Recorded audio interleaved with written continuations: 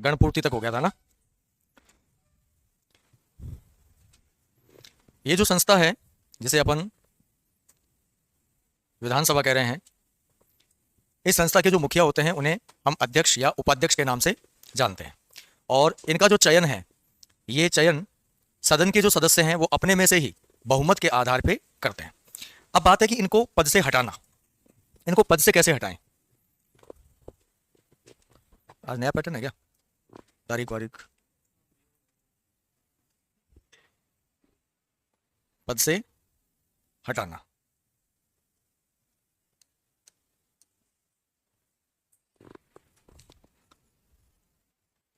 पद से हटाना, देखो पद से हटाने के लिए, क्योंकि अब ये सदन का मुखिया है तो कोई विशेष आधार का तो उल्लेख किया नहीं गया है, उसमें वो लगभग सभी आधार आ जाते हैं जो कि सदन से उसको हटा सकें। हो सकता है कार्य करने में अक्षम हो सकता है उसका बिहेव अच्छा नहीं हो सकता है वो संविधान का गतिरोध करता हो, तो कोई भी आधार हो सकता है। तो आधार तो स्पेसिफाई उल्लेख किया नहीं गया कि भाई यही आधार होना चाहिए। हाँ, उल्लेख जो किया गया है पद से हटाने के आधार में, वो ये कहा गया है कि सदन वैचारिकता,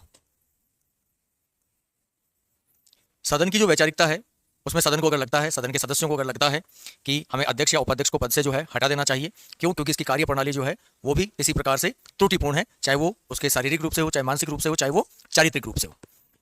अब हटाने की जो प्रक्रिया है, ये प्रक्रिया महत्वपूर्ण है। प्रक्रिया में क्या है, प्रक्रिया में एक तो सदन के सदस्य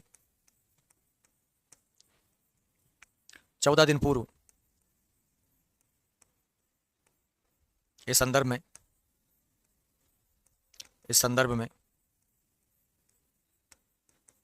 प्रस्ताव सदन में प्रस्तुत करेंगे।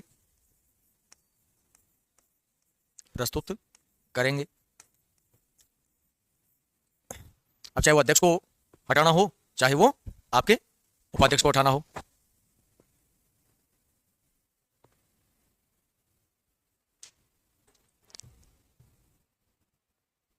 हाँ, भारतीय संविधान के अंदर आपके संविधान निर्माण है, संविधान की विशेषताएं हैं, प्रस्तावना है, उद्देश्य का मूल अधिकार है, नीति निदेशक तत्व है कुछ चैप्टर उसके भी। अब देखो, इसको ऐसे भी लिखा जाता है कि जिस भी सदस्य को अध्यक्ष या उपाध्यक्ष जो मुखिया है उसको अगर हटाना है तो उसके लिए 14 दिन पूर्व जो है वो सूचना देनी होगी। अपन ने इसको ऐसे लिखा है कि सदन के सदस्य 14 दिन पूर्व इस संदर्भ में प्रस्ताव जो है वो सदन में प्रस्तुत करेंगे कि हम, अच्छा, सदन के सदस्य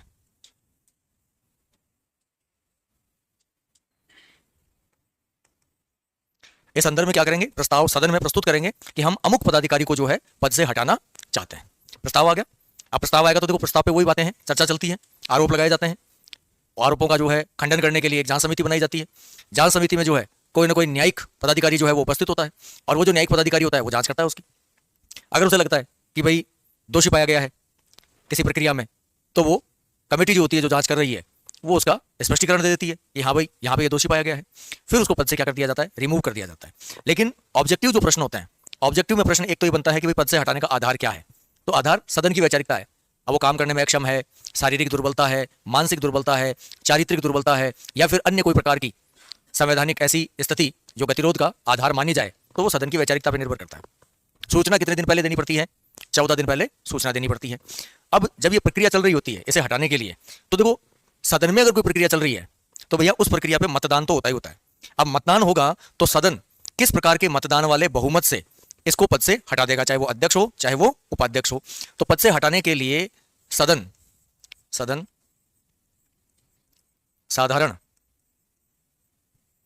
साधारण बहुमत प्रक्रिया से प्रस्ताव पास करेगा और उसे पद से हटाएगा।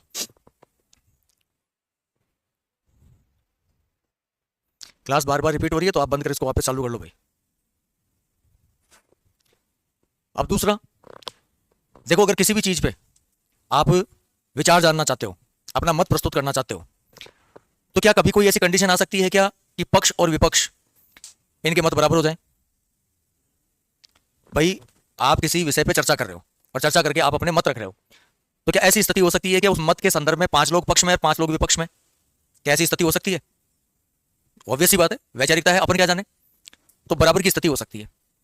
अब यहां पे निर्णायक मत कौन दे? तो निर्णायक मत तो देगा जो मुखिया होगा वो। अब मान लो कि मुखिया को हटाने की प्रक्रिया चल रही है, ठीक है, अब इसको हटाने की प्रक्रिया चल रही है और उस समय बात आ जाए निर्णायक मत की, मत हो जाए बराबर, पक्ष वाले बराबर है 50 लोग, वो भी कहे हटाओ, विपक्ष वाले भी बराबर है हटाओ, तो क्या यहां निर्णायक मत दे सकता है क्या लोग आपका विधानसभा अध्यक्ष? भाई जिसको हटाना है अगर उसको आप निर्णायक मत का अधिकार दे दोगे, वो तो ऑब्वियस बात है अपने पक्ष में ही देगा, नेगेटिव क्यों देगा? तो यहां पे हमने ये और प्रावधान कर रखा है कि जब हटाने का प्रस्ताव चल रहा होगा और निर्णायक मत की बात आएगी तो भाई साहब निर्णायक मत नहीं दे सकते। क्यों? क्योंकि देखो ये सदन है, इस सदन का मुखिया है अध्यक्ष जो यहां पे विराजमान है। अब ये जो सदस्य हैं, ये सदस्य चाहते हैं कि भाई साहब को पद से हटा दो। क्या करना चाहते हैं? पद से हटाना चाहते हैं। तो पहली बात तो जब इसे पद से हटाना है तो ये अध्यक्षता ही नहीं करेगा, ये इस कुर्सी पे नहीं बैठेगा। क्यों? दोषी है। तो पहली बात तो ये क्लियर। तो यहां बैठेगा कौन? तो यहां बैठेगा उपाध्यक्ष, डिप्टी स्पीकर, ये विराजमान होगा, स्पीकर नहीं होगा, ये रिमूव है यहां से। लेकिन क्या ये सदन में उपस्थित होगा? क्या सदन में उपस्थित होगा, लेकिन कैसे? साधारण सदस्य के रूप में। अब वो अध्यक्ष साहब नहीं है जब तक ये प्रक्रिया पूरी नहीं हो जाती। अब ये मतदान करेगा, मतदान भी करेगा, लेकिन कैसे करेगा? साधारण सदस्य के रूप में मतदान करेगा। अब मान लो मत हो गए बराबर, तो ये तो भाई साहब स्पीकर साहब हैं, तो पहले साधारण सदस्य के रूप में मतदान कर गए। अब मुखिया कौन है? Deputy speaker. तो निर्णायक मत कौन देगा? ये देगा। अब ये थ्योरी का है, ऑब्जेक्टिव में इतना ही प्रश्न बनता है कि अगर अध्यक्ष को पद से हटाने का विचाराधीन हो और स्थिति निर्णायक मत किया जाए तो क्या अध्यक्ष निर्णायक मत देता है क्या? तो अध्यक्ष निर्णायक मत नहीं देता है। ठीक है, तो पद से हटाने की प्रक्रिया जो है उसमें हटाने की प्रक्रिया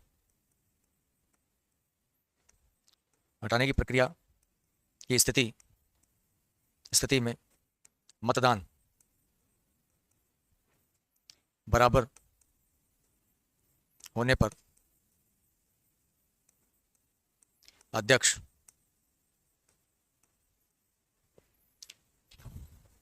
निर्णायक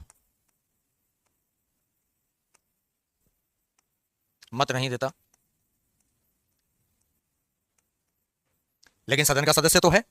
अब सदन का सदस्य है तो मतदान का अधिकार है, तो ये साधारण सदस्य के रूप में क्या करेगा? मतदान देगा, निर्णायक मत नहीं देगा।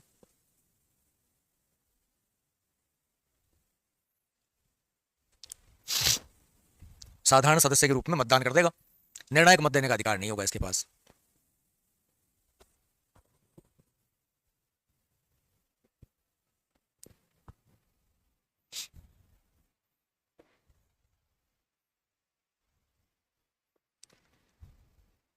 अब ये अध्यक्ष का काम क्या है?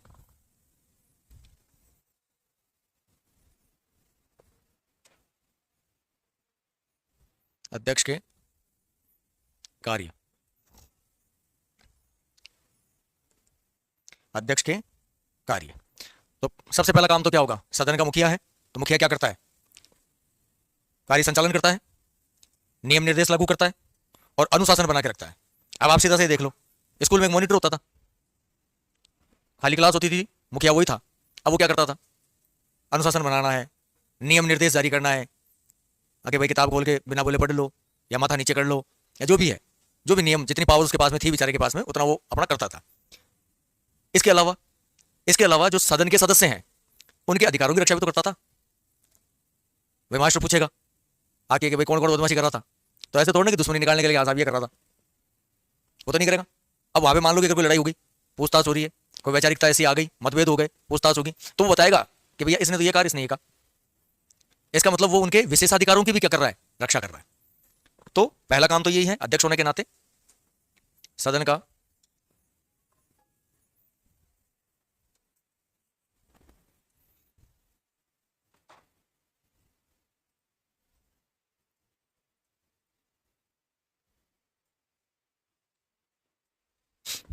सदन का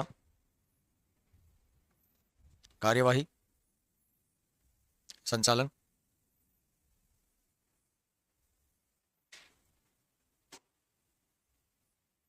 बैठकों की अध्यक्षता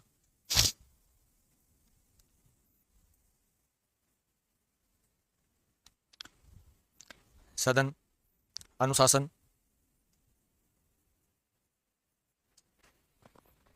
सदन नियम निर्देश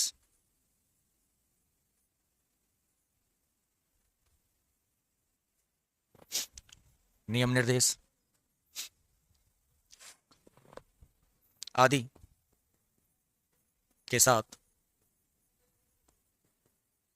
सदन सदस्यों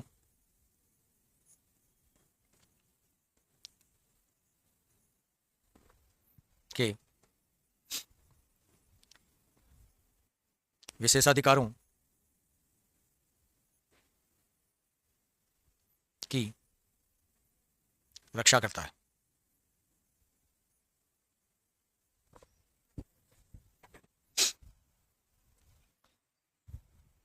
सदन सदस्य जो हैं उनके क्या करता है, विशेषाधिकार जो होते हैं उनकी रक्षा करता है।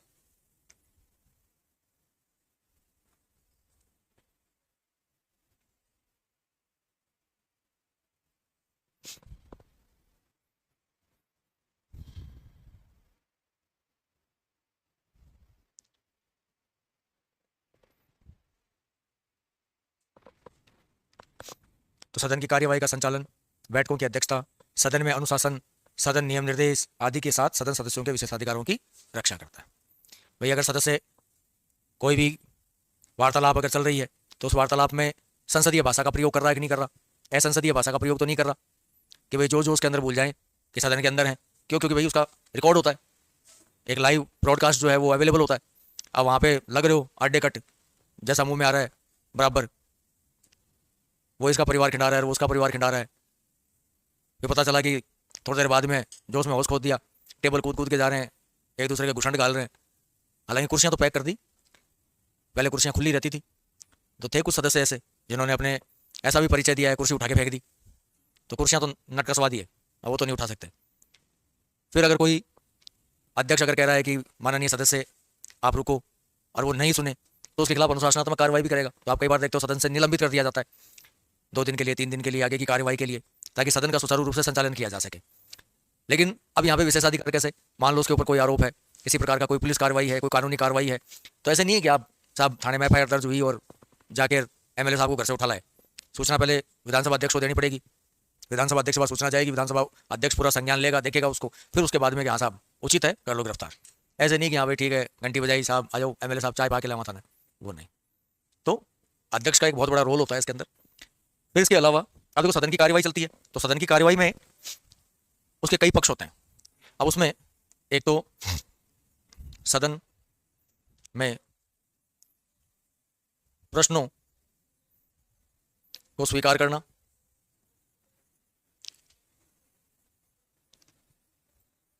वह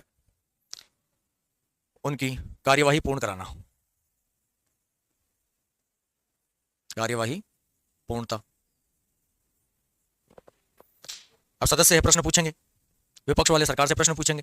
तो विपक्ष अगर सरकार से प्रश्न पूछ रहा है तो वो प्रश्न किस प्रकार का है पहले तो ये निर्धारित करता है, तारांकित है, अतारांकित है या अल्प सूचना प्रश्न है। फिर उसके आधार पर जवाब आता है। फिर वो प्रश्न उचित है कि नहीं है ये भी तय करता है। ऐसे नहीं कि सदस्य कोई भी उठा प्रश्न पूछ रहा है, प्रश्न की मर्यादा होनी चाहिए।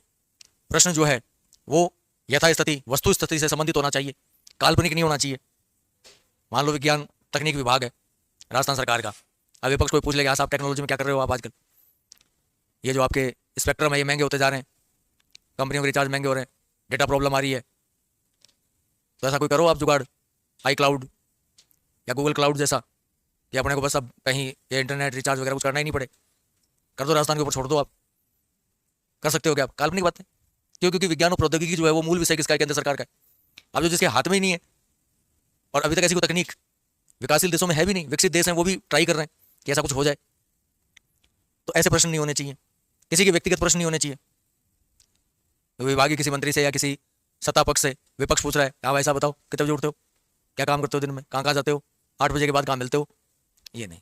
मैं पता है ठीक है अच्छी बात है, लेकिन अभी क्या है कि अभी अगर देखा जाए तो ये जो कार्रवाई चल रही है ये बड़ी फोड़ता पे आई हुई है, लेकिन इसके अनुसार तो अगर कार्रवाई देखी जाए तो बड़ी शालीनता से ऐसा लगता है जैसे भद्र पुरुष बैठे हैं और वो वार्तालाप कर रहे हैं। तो चाहे वो पक्ष हो चाहे विपक्ष हो। तो पुराने समय में जो धर्म संस्थाएं होती थी, शास्त्रार्थ होता था, तो मुखिया जो बैठा है, नीचे जो वार्तालाप चर्चा चल रही है, ज्ञान की जो धारा बह रही है, ऐसा कुछ है नहीं आजकल यहाँ पे। तो हालांकि इसका उद्देश्य तो यही होता है कि प्रश्न कैसे हैं, क्या उसकी प्रासंगिकता है, क्या उसकी महत्वता है, और उसे स्वीकार करना है कि नहीं करना है, फिर उसकी कार्रवाई पूर्ण करवाना कि इसका जवाब मौखिक दिया जा सकता है क्या, इसका जवाब लिखित में देना होगा क्या, या इसका जवाब जो है तुरंत तत्काल प्रभाव से देना है क्या। तो कुछ प्रश्न ऐसे होते हैं जो तारांकित होते हैं, कुछ अतारांकित होते हैं, कुछ अल्प सूचना प्रश्न होते हैं। प्रश्नों के भी अलग अलग प्रकार होते हैं। फिर इसके बाद में तीसरा, प्रश्नों पर या प्रश्नों व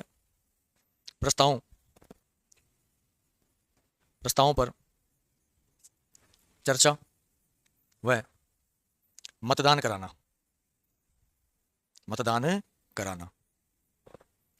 अब कोई भी प्रस्ताव होगा तो प्रस्ताव के पक्ष में कितने हैं, विपक्ष में कितने हैं, प्रस्ताव स्वीकार करने योग्य है या नहीं है, तो उस पर मतदान भी करवाया जाता है।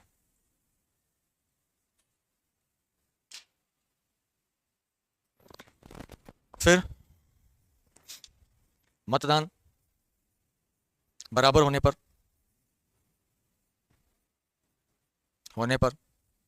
निर्णायक मत देता है।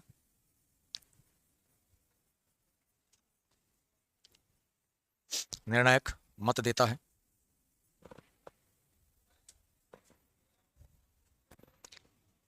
अब सदन का सदस्य है, अध्यक्ष है, तो जो व्यक्ति अध्यक्ष बनता है वो ऑटोमेटिक, विधानसभा की कुछ समितियां ऐसी होती हैं जिनका वो ऑटोमेटिक अध्यक्ष बन जाएगा। तो आप मूल रूप में तो क्या बन रहे हो, अध्यक्ष, लेकिन आपके पास में एडिशनल चार्ज भी आ गया अध्यक्ष बनने के साथ ही। तो अध्यक्ष विधानसभा की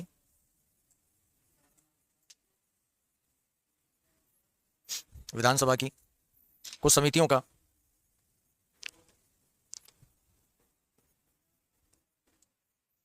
का पदेन अध्यक्ष होता है तथा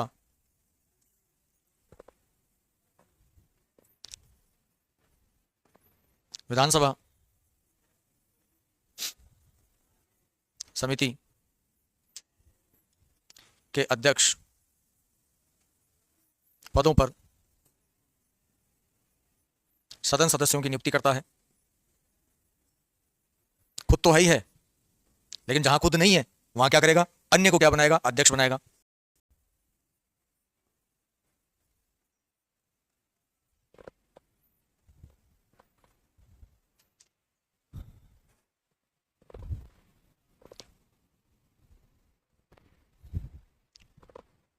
छठा,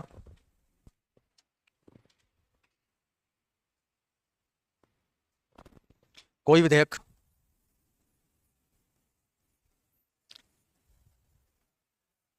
धन विधेयक है या नहीं, इसका निर्णय करता है।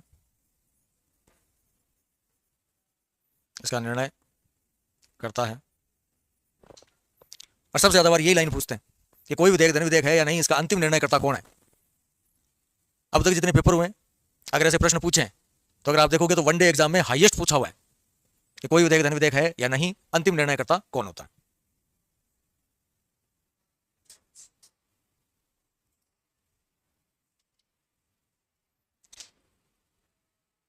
अब यहां पे देखो ये क्यों कहा गया है, तो देखो एक तो होता है वित्त विधेयक और एक होता है धन विधेयक।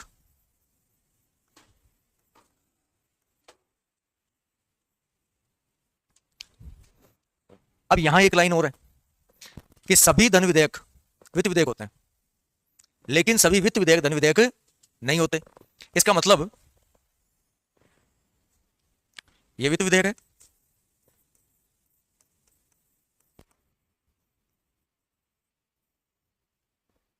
और ये धन विधेयक है। सभी धन विधेयक वित्त विधेयक है, लेकिन क्या सभी वित्त विधेयक धन विधेयक है क्या? नहीं है ना, क्योंकि कुछ ऐसे हैं जो वित्त विधेयक होंगे, कुछ ऐसे हैं जो धन विधेयक भी और वित्त विधेयक भी है। अब वित्त विधेयक क्या होता है, धन विधेयक क्या होता है? तो वित्त विधेयक का मतलब तो सीधा सा है कि भाई अगर सरकार कोई नया कर लगा रही है, पुराने कर में कमी कर रही है, किसी कर को बंद कर रही है, कोई शुल्क है, कोई फीस है, कोई सेस है, कोई उपकर है, ऐसा अगर प्रावधान किसी विधेयक में है, वो क्या कहलाएगा? वित्त विधेयक। और इसके साथ में अन्य किसी प्रकार की कोई योजना, पॉलिसी या कोई मौद्रिक गतिविधि अगर कोई है, राजकोषीय गतिविधि अगर कोई है, तो हम उसको क्या कहेंगे? धन विधेयक। अब कई बार ऐसा भी होता है कि सरकार की कोई मौद्रिक या आर्थिक कोई योजना होती है, अब उसके अंदर किसी प्रकार के कोई कर, उसका प्रावधान भी कर दिया जाता है। अब हम एक तरफ तो ये पढ़ रहे हैं कि भाई कोई भी प्रकार का कर नया लगाना, पुराना बंद करना, उसमें कटौती करना या बढ़ोतरी करना, ऐसा अगर कोई प्रावधान है तो वो किस में आएगा? वित्त विधेयक में आएगा। सॉरी, हाँ, वित्त विधेयक में आएगा। लेकिन योजना है, कोई आर्थिक गतिविधि है, कोई राजकोषीय नीति है, इस प्रकार की अगर कोई प्रोजेक्ट अगर कुछ चल रहा है, तो वो किस में आएगा? धन विधेयक में। अब चीजें दोनों साथ आ जाएं, जैसे मान लो कोई योजना ले लो, जैसे कौशल विकास कार्यक्रम ले लिया राजस्थान का। अब उसने कहा कि भाई हम जो है फंडिंग इधर से लाएंगे, ऐसे लाएंगे, ये करेंगे, वो करेंगे, शिक्षित करेंगे, योजनाओं में युवाओं को प्रोत्साहित करेंगे, युवाओं को ऋण देंगे, सब्सिडियां देंगे, 5 साल तक कोई टैक्स नहीं लगाएंगे, ये नहीं करेंगे, लेकिन 5 साल बाद में हम ऐसे ऐसे टैक्स लगाएंगे। तो कर की बात आ गई। अब ये तय कौन करेगा ये बिल कौन सा है? तो ये तय कौन करता है? आपके विधानसभा का अध्यक्ष करता है। जो काम ये कर रहा है केंद्र में कौन करेगा? लोकसभा का अध्यक्ष करेगा। तो यहाँ पे एक लास्ट लाइन और लिख लेना कि ऐसे ही लिख लो, ये चार्ट बना लेना, दोनों अलग अलग हैं, आपको समझ में आ जाए। एक लाइन लिख लेना कि सभी धन विधेयक वित्त विधेयक होते हैं,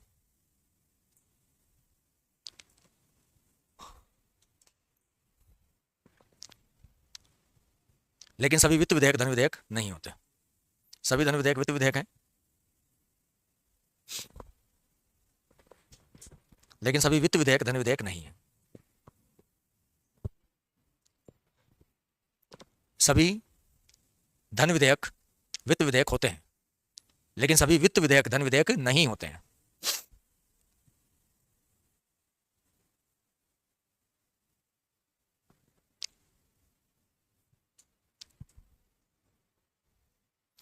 इसके अलावा ये कम्युनिकेशन बनाता है किस किस के बीच में? तो सदन व राज्यपाल के मध्य सेतु का काम करता है। सेतु मतलब जोड़ने का, कनेक्टिविटी का काम करता है, पुल का काम कर रहा है, सेतु का काम करता है।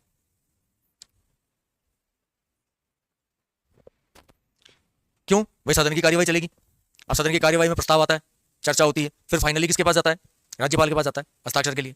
अब कुछ प्रावधान ऐसे होते हैं जो पहले राज्यपाल के पास जाते हैं, फिर सदन में आते हैं। अब धन विधेयक है, पहले राज्यपाल के पास जाएगा, राज्यपाल स्वीकृति देगा, फिर वो सदन में आएगा। अब जिस आदमी ने किसी काम को पहले स्वीकृति दे दी, अब क्या उसमें मंजूरी देने से वो नकार सकता है क्या? मना कर सकता है क्या? भाई मैंने आपको मंजूरी दे दी कि हाँ भाई कल ठीक है, कल मत आना, कल छुट्टी है, पूर्व में ही दे दी। अब उस काम को नकार सकता हूँ क्या वापस? तीसरे दिन मैं आपको पूछूंगा भाई कल क्यों नहीं आए, तो तुम कहो पागल लगे, तूने तो कहा मत। तो जिस चीज की स्वीकृति पूर्व में दे रहे हैं या स्वीकृति जहां पूर्व में ली जा रही है, तो उसको नकार नहीं सकते। तो कई प्रावधान ऐसे होते हैं जो राज्यपाल की पूर्व स्वीकृति से रखे जाते हैं। और चूंकि विधानमंडल का अभिन्न अंग कौन होता है? राज्यपाल। बिना राज्यपाल के विधानमंडल पूरा ही नहीं होता है, इसलिए सदन में क्या चल रहा है वो राज्यपाल को बताया जाता है, चर्चा की जाती है, सूचनाएं पहुंचाई जाती है उस तक। फिर इसके अलावा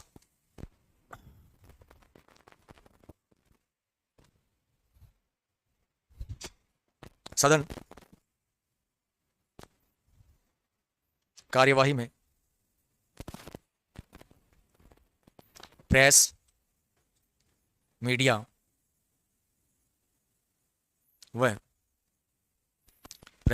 व दर्शक दीर्घ उपस्थिति की स्वीकृति देता है। स्वीकृति देता है। हाँ, दर्शक दीर्घ उपस्थिति होती है।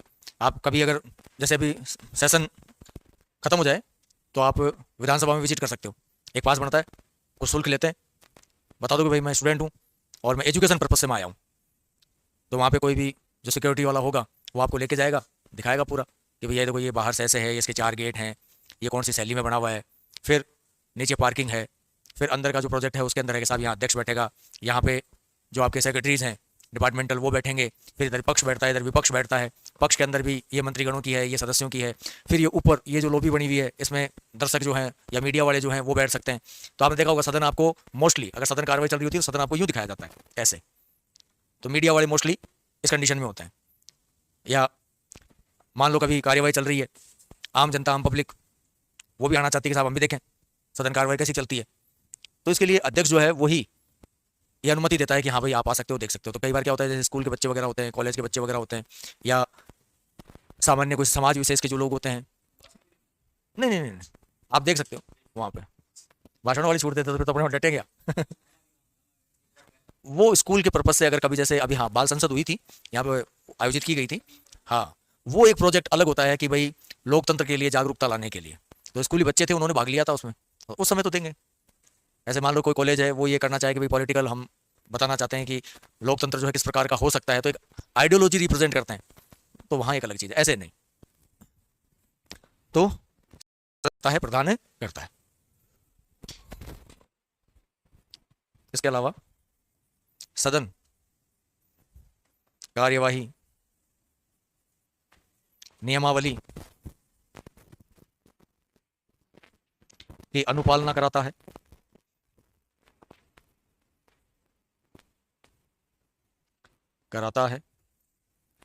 तथा सदस्य द्वारा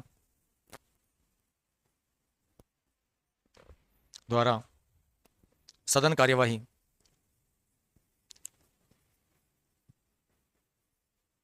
में बाधा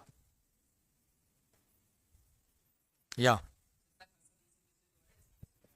किसमें,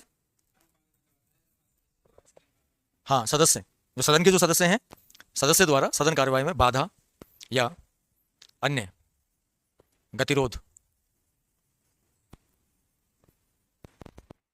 उत्पन्न करने पर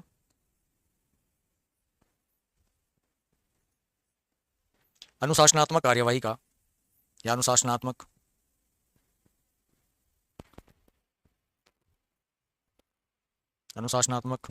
कार्यवाही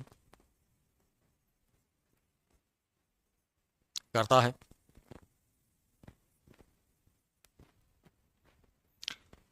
अब इसमें यह भी हो सकता है कि सदन से निष्कासित कर दे, सदन से बहिष्कृत कर दे, अपराध किस स्तर का है उसके आधार पे। तो कई बार कह देते हैं कि सदन कार्य में भाग नहीं लोगे, आप निकाल दिया, निष्कासित कर दिया। जैसे भी थोड़े दिनों पहले केंद्र में भी अगर आपने देखा हो तो लोकसभा से कर दिया था, आपने विधानसभा से भी कर दिया था। भाई सदन कार्यवाही में बाधा डाल रहे हो, सुचारू रूप से काम नहीं होने दे रहे, अनर्गल कई व्यक्ति होते हैं तो अनर्गल बाधा डालते हैं जबरदस्ती की।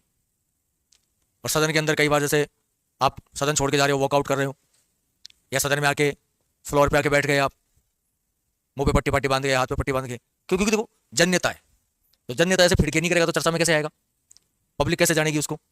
तो वो तो कहीं ना कहीं कुछ ना कुछ ऐसा अपना चरित्र जो है वो प्रस्तुत करेगा ताकि वो चर्चा का विषय बना रहे। तो आपने कई नेताओं को देखा होगा, वो चर्चा का विषय बनने के लिए कभी रोड शो करेंगे, कभी किसी चौराहे पर जाके बैठ जाएंगे, या मौके की तलाश में रहेंगे कि हाँ भाई कोई ऐसी घटना हो जाति से संबंधित, समाज से संबंधित, वर्ग से संबंधित, वहाँ पे वो अपना प्रदर्शन करें।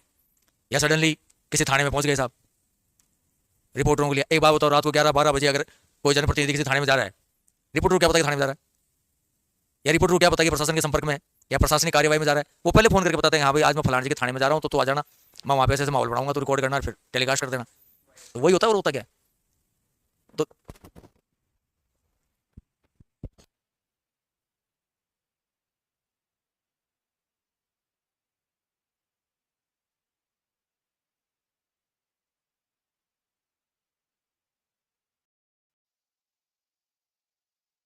विधानसभा चल रही थी और विधानसभा में अध्यक्ष क्या कर दिए थे, कार्य कर दिए थे।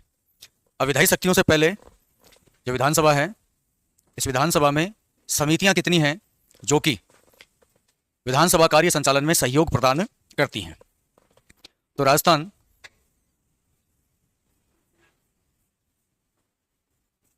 विधानसभा समितियां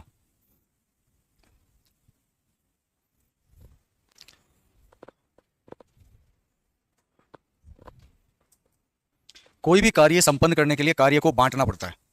अगर आप उसे बांटोगे नहीं तो आपको कभी भी अच्छा रिजल्ट जो है वो देखने को नहीं मिलेगा।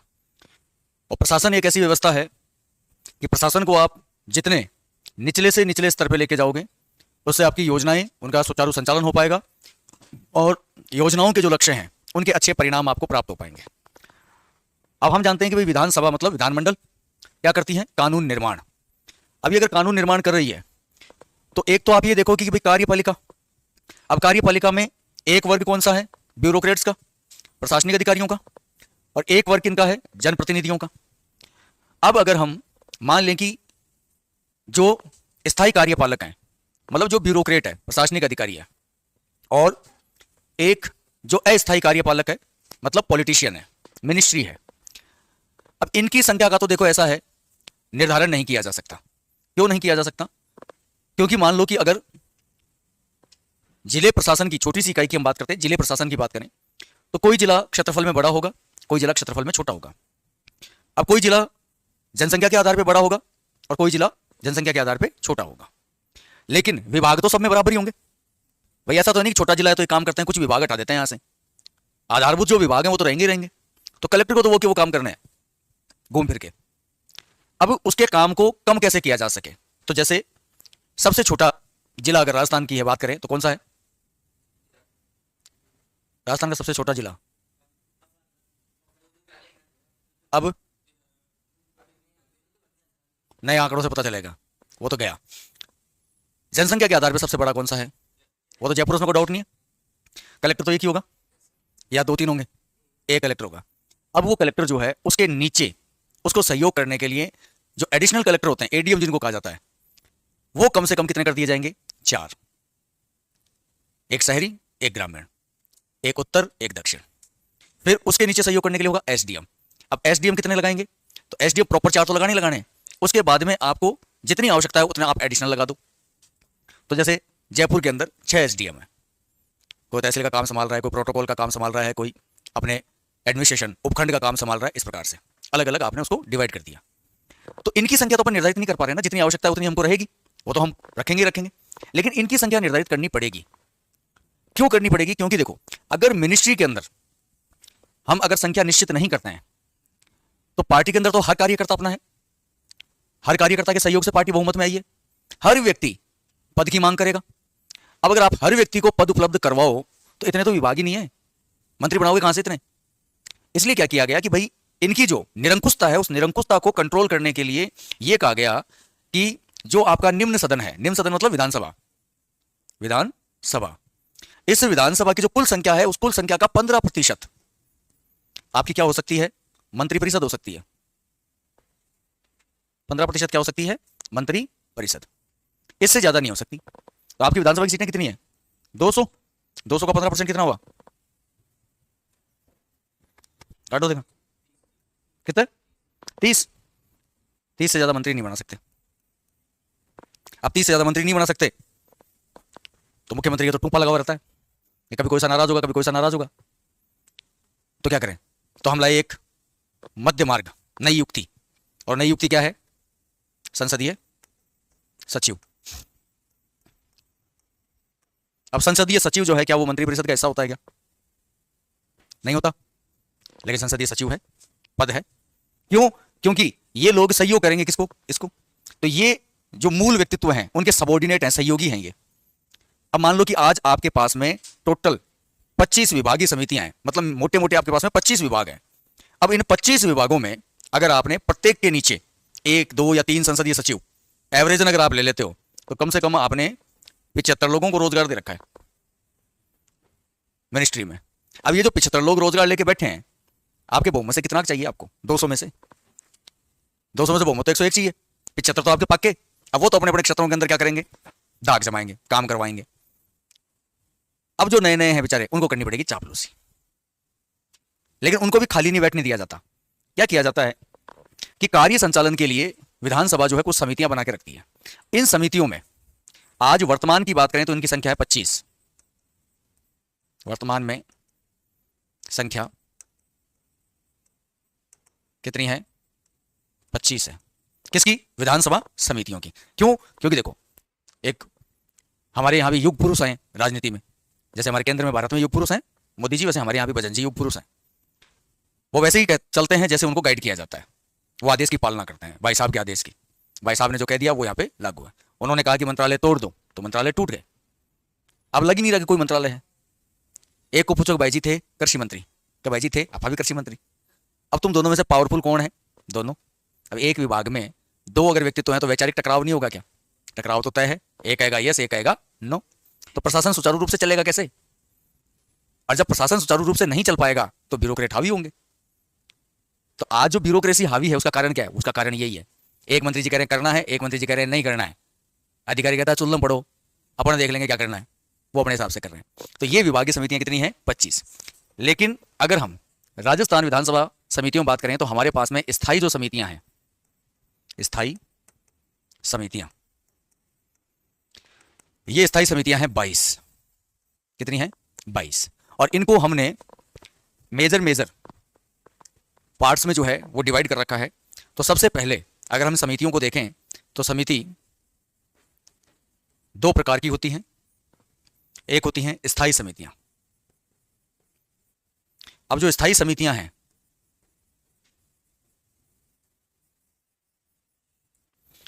ये वित्त समितियां भी हैं। क्या हैं? वित्त समितियां, फाइनेंशियल कमेटी।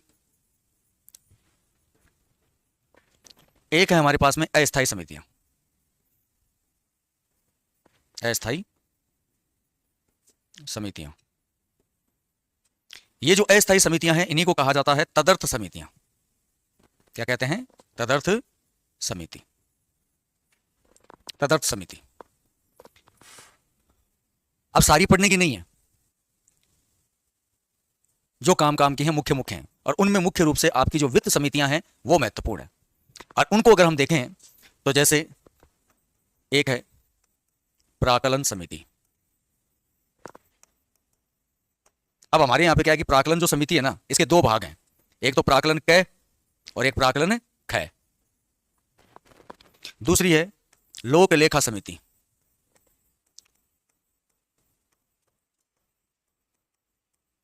और तीसरी है लोक लेखा सार्वजनिक उपक्रम समिति।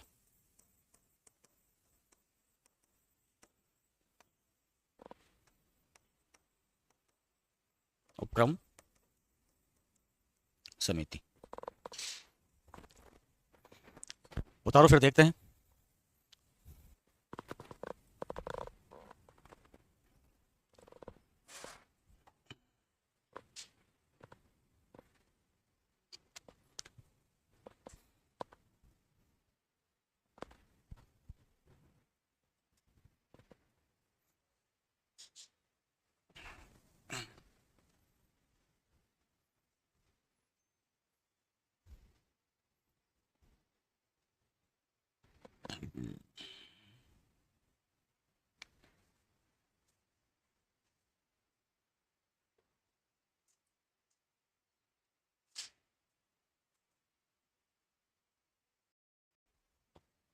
तदर्थ का मतलब है अस्थायी।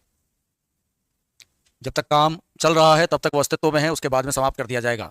अब वो काम चाहे वो 1 महीने में करो, 15 दिन में करो, चाहे वो 2 महीने 4 महीने में करो, समय स्थायी नहीं है। चाहे 1.5 साल में करो, चाहे 2 साल में करो।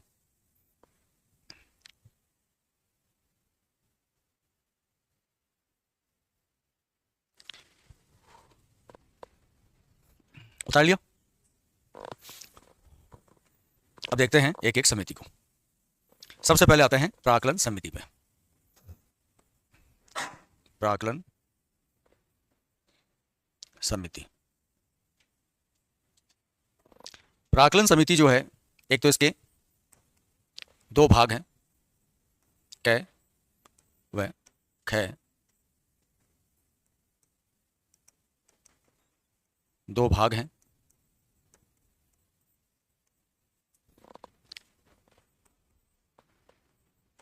सदस्य संख्या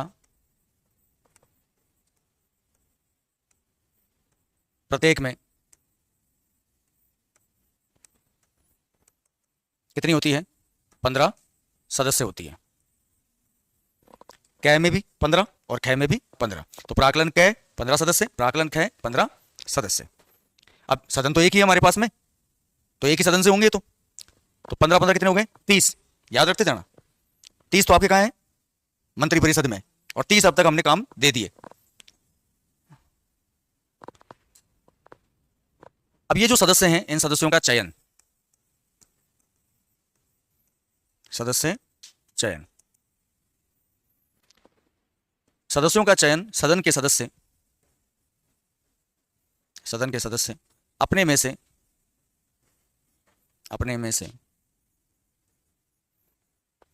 से एकल संक्रमणीय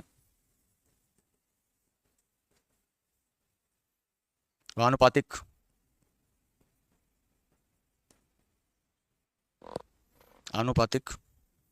प्रतिनिधित्व पद्धति से करते हैं। दूसरा, कोई मंत्री इसका सदस्य नहीं होता। तो मंत्री जी वाली कैटेगरी तो क्या हो गई? खत्म। कोई मंत्री इसमें सदस्य नहीं होता है। अब स्थायी समिति है, भाई 4 हमने देखी, प्राकलन, कै, लोक लेखा उपक्रम, स्थायी समितियां ही तो हैं, क्योंकि वित्त समितियां हैं। तो कार्यकाल क्या होगा? निश्चित। और कार्यकाल कितना होता है? और इनका कार्यकाल होता है 1 वर्ष। कार्यकाल कितना होता है? 1 वर्ष।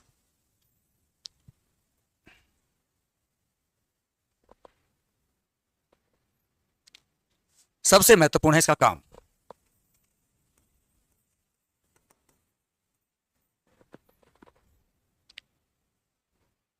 विभाग जो होते हैं ना, जो भी इनके अंतर्गत आ रहे हैं, उन विभागों के कार्यों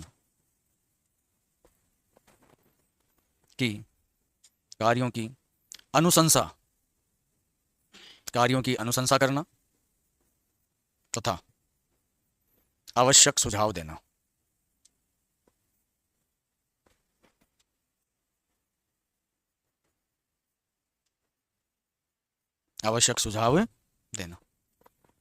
विभाग के कार्यों की क्या करना? अनुशंसा करना और आवश्यक सुझाव देना। अब 2 समितियां हैं, कै अलग है और खै अलग है। तो दोनों में विभागों की जो स्थिति होगी समान होगी कि अलग अलग होगी? विभागीय स्थिति अलग अलग होगी। भाई मान लो एक में बिजली विभाग आ रहा है तो दूसरे में थोड़ा आएगा, एक में पेयजल आ रहा है तो दूसरे में थोड़ा आएगा, अलग अलग होंगे। तो विभाग की अगर हम बात करें तो प्राक्कलन समिति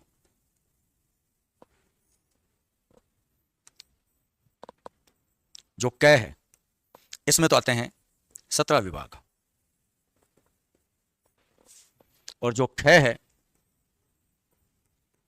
इसमें आते हैं 16 विभाग। कितने विभाग हो गए? 33। एक में कितने सदस्य हो गए? 15। दोनों में कितने हो गए? 30। अब 30 जो सदस्य हैं, जो अधिकतम हो सकते हैं, कितने विभाग संभाल रहे हैं? 33 विभाग संभाल रहे हैं। हमने समितियां बना रखी हैं स्थायी, लेकिन कुछ विभाग ऐसे भी होते हैं जो चलते फिरते रहते हैं। जैसे आपने कुछ आयोगों के नाम सुने होंगे, जैसे आजकल जातिगत आधार पे आयोग जो है वो बना रखे हैं भाई, जो संवैधानिक हैं, जैसे SC ST OBC वगैरह, ये तो है ही है। इसके अलावा आजकल जैसे आपने देखा होगा विप्र कल्याण बोर्ड अलग बन गया, उसके लिए अब आयोग की मांग की जा रही है। गाड़िया लोहार जो वर्ग है उसके लिए एक अलग है। तो कहीं ना कहीं जो पिछड़ी हुई, कमजोर या वंचित जो समुदाय हैं, वो अपने लिए कुछ मांग कर रहे हैं। फिर आजकल नई नई विचारधारा आ गई, नई नई तकनीक आ गई, तो नए नए आयोगों की मांग जो है लगातार बढ़ती जा रही है। किस प्रकार का आयोग भी होना चाहिए, कुछ ऐसा एक डिपार्टमेंट जो है वो भी होना चाहिए, चल रहा है। बस इसमें इतना ध्यान रखना कि विभाग के कार्य जो उनकी अनुशंसा करना तथा आवश्यक सुझाव तो यह है पहली समिति।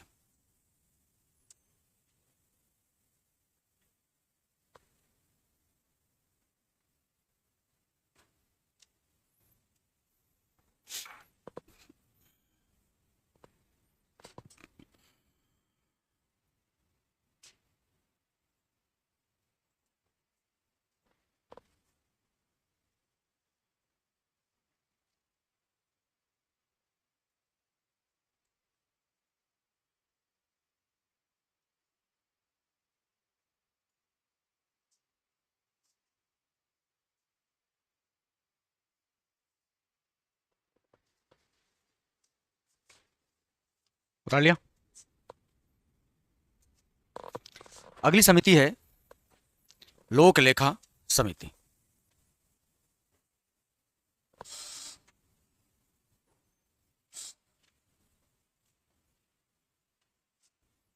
पब्लिक अकाउंट कमेटी है ये। इसका जो गठन है ये किया गया था 10 अप्रैल 1952 को।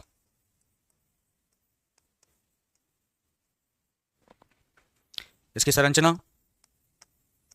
उसमें सदस्य संख्या कितनी, 15 अधिकतम।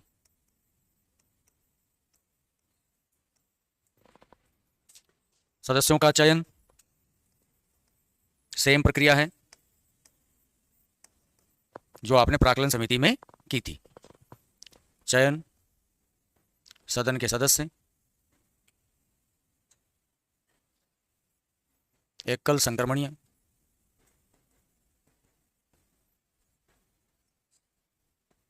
आनुपातिक, प्रतिनिधित्व पद्धति से,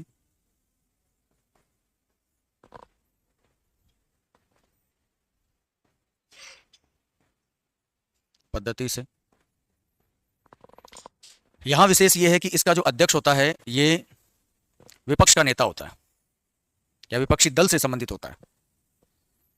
अध्यक्ष कौन होगा? विपक्षी दल का नेता। हमेशा अपोजिशन का ही कोई लीडर होगा। नियुक्ति कौन करता है इसकी? तो विधानसभा अध्यक्ष।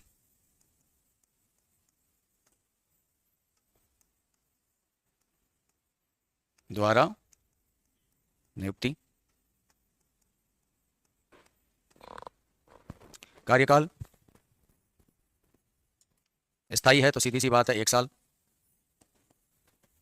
चाहे वो अध्यक्ष हो चाहे सदस्य हो। ध्यान रखना, ऐसा नहीं है कि यहां पे भी अध्यक्ष के लिए कोई विशेष प्रावधान कर रखा है तो अध्यक्ष तो रहेगा ही रहेगा, वो भी 1 साल ही।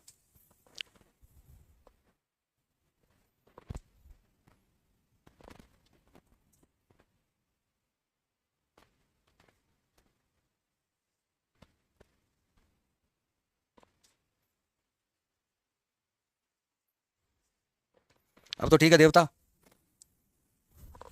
कार्यकाल 1 साल। कोई मंत्री इसका सदस्य नहीं होता।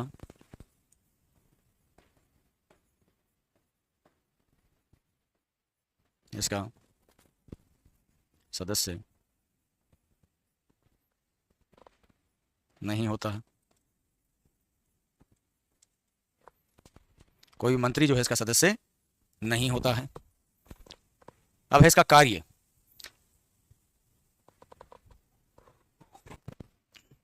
नाम ही पता चल जाएगा, लोक लेखा। लोक मतलब पब्लिक, लेखा मतलब अकाउंट। तो आप केंद्रीय स्तर पे आप एक पदाधिकारी देखते हो, CAG, controller and auditor general of India. ऐसे ही आप राज्य में एक पदाधिकारी देखते हो, महालेखाकार। और आपने शायद एक भवन भी देखा होगा जयपुर के अंदर। अगर कभी स्टैच्यू सर्किल की तरफ जाओगे तो हाईकोर्ट, हाईकोर्ट के बाद में सेक्रेटरीट आ जाता है, फिर उसके बाद में आएगा महालेखाकार भवन। तो राजस्थान की जितनी भी अकाउंटेबिलिटी है सरकार की, सारी वहीं से चलती है। कौन से विभाग में कितना पैसा गया है, कौन से विभाग ने कितना खर्चा किया है, कौन सा विभाग बजट में कितना मांग करता है, कौन से विभाग की बजट की कितनी आवश्यकता है, मांग कितनी करी है और कितना खर्च करेगा, वास्तविकता में कितना खर्च होगा, ये पूरा का पूरा। राज्य की आय कितनी हुई, खाक नाक सब। क्योंकि हमारे यहाँ तो जो भी आज तक मुख्यमंत्री आया, जैसे उससे रोजगार की बात हुई, क्योंकि चुनाव से पहले तो रोजगार के फॉर्म फाड़ देते हैं कि भाई हम आएंगे, बेरोजगारी मिटा देंगे, बम्पर रोजगार है हमारे पास में, कोई दिक्कत नहीं है, फलाने इतने लाख दे देंगे, इतने लाख दे देंगे। और जैसे ही वो सीएम बनते हैं, बजट पेश करने वाली बात आती है और उस समय जब उनसे पूछा जाता है कि आप इस बार बेरोजगारी के संदर्भ में क्या कदम उठाने वाले हैं, तो उनके पास में एक ही जवाब आता है, देती त्या तेरे थतारा थली है। आपने तो एक ही रोना है, खजाना खाली है, हमारे पास कुछ नहीं है। पिछली जो सरकार थी वो सूत गई, अब हम राजस्व एकत्रित करेंगे, फिर उसके बाद में युवाओं की बेरोजगारी दूर करेंगे। और युवा ऐसे ही गोडे मारता रहेगा, धूल उड़ाता फिरेगा, कोई लेना देना है नहीं। एग्जाम करवा लो, एग्जाम करवा के तुम रिजल्ट दे दो, टाइपिंग करवाने की डेट आए तो एग्जाम कैंसिल करा दो।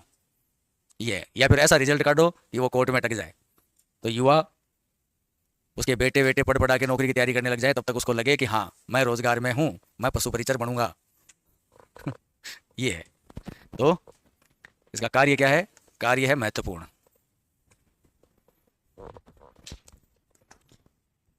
चुनाव होते हैं तब आपने कभी इनको देखा है? कभी मिले हो किसी जन नेता से? तब उनको देखा करो हाथ जोड़ के यूं वैसे, मतलब हर आदमी जैसे ये तू मेरा ही है यार, यूं हाथ कंधे पे भी रख देंगे, हाथ भी मिला लेंगे।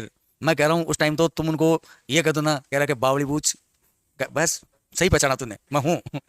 और चुनाव के बाद में 5 साल, मतलब तुमने अगर उसका झंडा उठा के तुम अगर 500 किलोमीटर भी चले हो उसके साथ में, चुनाव के बाद में वो तुम्हें नहीं पहचानेगा। तो ऐसे आदमी का क्या होना चाहिए? तो ऐसे आदमी का ये होना चाहिए कि 5 साल बाद में तुम उसको पहचानो ही नहीं, वो आके कहे कि मैं तू तू कौन बे है, ऐसे, तब उनको अक्ल आएगी। कार्य तो पहला काम तो इसका क्या है? पहला कार्य तो है कि राज्य लेखों का परीक्षण करना व सुझाव देना, तो राज्य के जो भी लेखा जोखा जो भी है उनका क्या करना है? परीक्षण करना है, और उस संदर्भ में आपको क्या करना है? सुझाव देना है।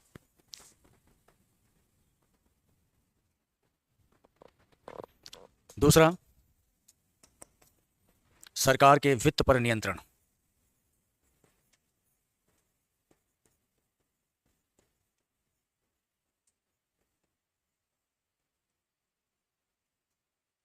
सरकार के वित्त पर नियंत्रण रखना,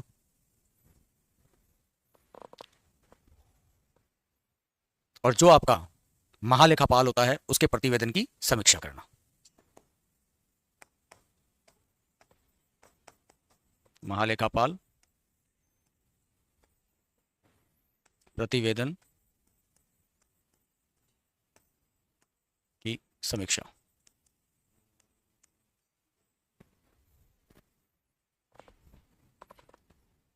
महालेखापाल के प्रतिवेदन की क्या करना? समीक्षा करना।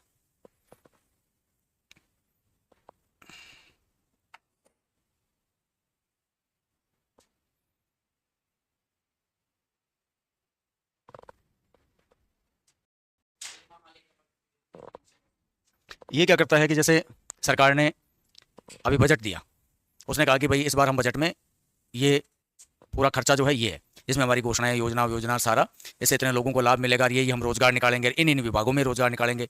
फिर हमारा जो राजस्व है उसको बढ़ाने के लिए हम इस प्रकार के कुछ इंडस्ट्रियल एक्टिविटी जो है वो डेवलप करेंगे, कुछ समझौते करेंगे। सौर ऊर्जा से संबंधित अलग है, पवन ऊर्जा से संबंधित अलग है। कहने का मतलब कि आपके राज्य की जो आय है वो आय आप कैसे बढ़ाओगे? तो आप बताओगे कि साल भर के अंदर मैं ये करूंगा, तो साल भर में ये मैं कर लूंगा, तो मैं नौकरी भी लग जाऊंगा, ब्याह भी हो जाएगा, मकान भी बना लूंगा, गाड़ी घोड़े भी होंगे मेरे पास में, और मेरे पास बैंक बैलेंस भी होगा। इन फ्यूचर मैं फिर एक ज़मीन खरीदूंगा, वहाँ पे मैं 10-15 ढांडे लाऊंगा, फिर मैं एक डेयरी खोलूंगा। कहने का मतलब जो तुम्हारा विजन है ना आगे का वो पूरा। लेकिन अभी अभी मेरे को 10 लाख रुपए चाहिए, समझ गए बात को? अभी मेरे को 10 लाख रुपए दे दो, आगे का प्रोजेक्ट मेरा ये है। अब वो 10 लाख रुपए जो तुम ले रहे हो, जो तुम्हें दिए गए हैं, उसका तुमने क्या किया है? क्योंकि वो किसी न किसी अकाउंट से तो गए। अब वो अकाउंट क्या है? आपकी आय का स्रोत क्या है? पिताजी। यहाँ है राज्य, आपको दे दिया 10 लाख, बोले पकड़ बेटा, अब तुम जाओ सीधा महिंद्रा काटो, थार काली काली गाड़ी में घुमा दूँ, फिर तो वो पाडी पुडी झोटी झाटी आंटी दिखेंगी कहीं कांकड़ के अंदर। लेकिन अगर तुम्हें पता है कि मैं इस 10 लाख को कैसे इन्वेस्ट करूंगा, मैं साल भर में ये सब कुछ कर सकता हूँ, तो आपने रूम किराया निकाला, किताबों का खर्चा निकाला, कोचिंग का निकाला, अपने 6 महीने साल भर का पढ़ने का निकाला, फिर जो बाकी अमाउंट है उस अमाउंट को आपने सेफ जगह डिवाइड कर दिया। कुछ अमाउंट इमरजेंसी के लिए रख दिया, बाकी जो अमाउंट था वो आपने किसी छोटी मोटी जमीन में इन्वेस्ट किया, कुछ भी कि भाई मैं साल भर तक हूँगा तो जमीन की कीमत इतनी हो जाएगी, तो शायद ये जो घाटा हुआ है इसको मैं कवर कर लूंगा। कहने का मतलब ये है कि आप कहीं ना कहीं अपने इन्वेस्ट के जो सोर्स है आपने चुन रखे हैं, आपने देख लिए।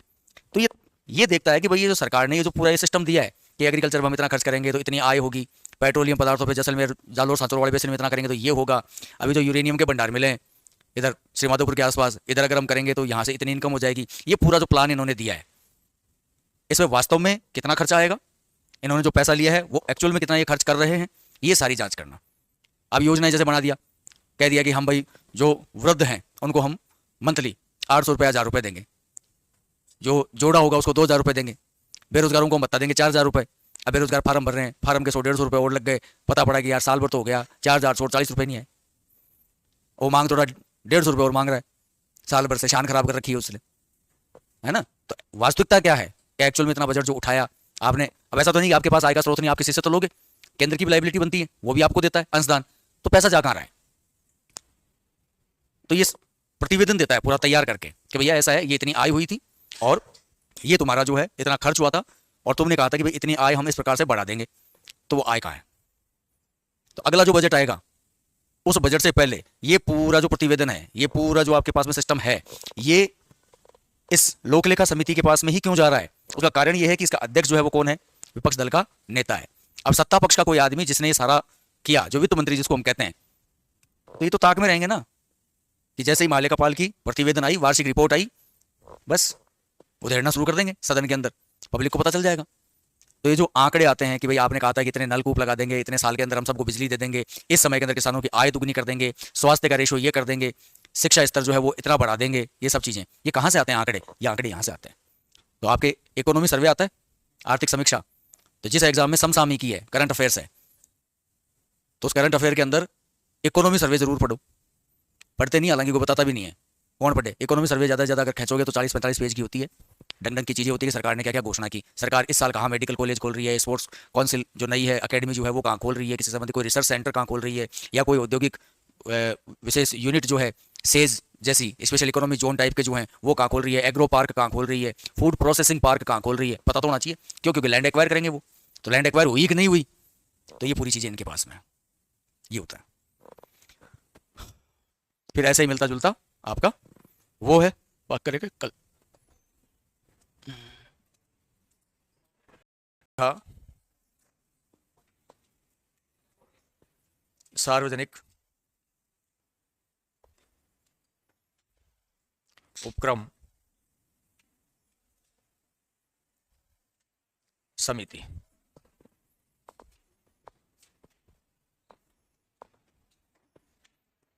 लोक लेखा सार्वजनिक उपक्रम समिति जो है, इसकी अगर हम बात करें तो इसकी जो संरचना है, इस संरचना में 15 सदस्य होते हैं।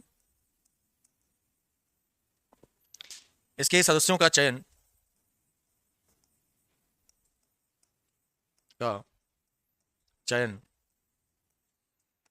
सदन के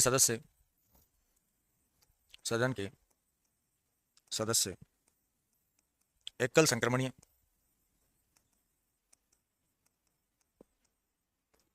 व आनुपातिक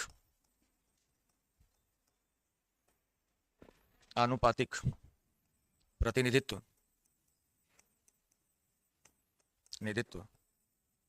पद्धति से करते हैं।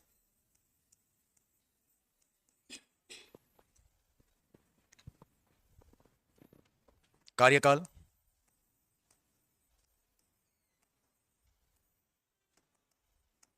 एक वर्ष।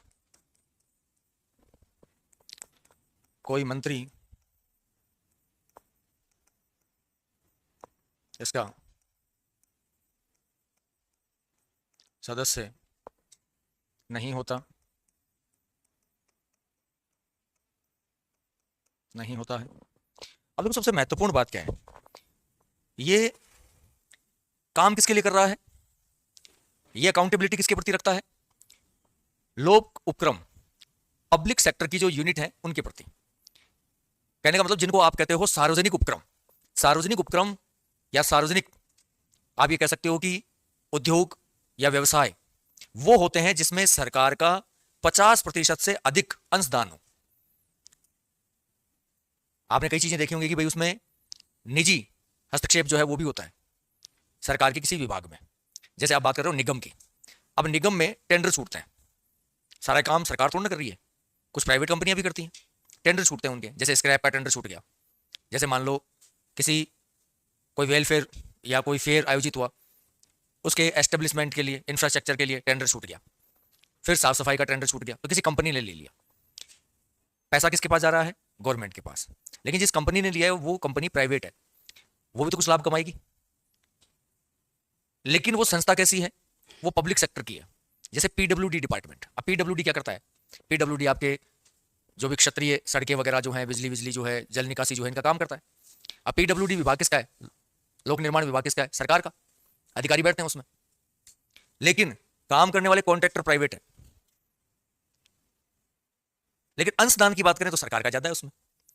तो जिसमें अंशदान 50% से अधिक, 50% से ज्यादा अंशदान अगर गवर्नमेंट का होता है, निजी अंशदान भी है, तो हम उसको कहते हैं पीएसयू, पब्लिक सेक्टर यूनिट। अब इनके लिए भी क्या करती है कि सरकार इनको भी स्थायित्व देने के लिए इनको फंड जनरेट करती है, सरकार पैसा देती है इनको। अगर कोई लोक उपक्रम घाटे में चल रहा है तो उसको उबारने के लिए सरकार पैसा देगी। जैसे रेलवे, जो आपकी लास्ट यूपीए सरकार थी, मनमोहन सिंह जी की सरकार, जिस समय लालू यादव रेल मंत्री हुआ करते थे, उससे पहले यह धारणा थी कि भारतीय रेल घाटे में, ये वास्तविकता थी। रेल मंत्री बने लालू, 2 साल में रेलवे प्रॉफिट में। अब उसने ऐसा क्या चमत्कार कर दिया, उसको कैम्ब्रिज वाले बुला रहे हैं, हार्वर्ड्स वाले बुला रहे हैं, मतलब ऑक्सफोर्ड वाले बुला रहे हैं, वो भाई साहब जा रहा है अपने लश्कारे दे रहा है। कोई विशेष उसने कुछ नहीं किया। उसने किया ये कि जितने भी रेलवे यार्ड्स के अंदर स्क्रैप पड़ा था, टोटल स्क्रैप बेच दिया। वो चोरी हो रहा था, वो गल रहा था, वो कोई काम तो आ नहीं रहा था। सालों साल से उसका कोई कॉन्ट्रैक्ट ही नहीं निकाला स्क्रैप का, उसने बेच दिया, पैसा आया, ठोक दिया रेलवे के अकाउंट के अंदर, ये लो पूरा घाटा कवर।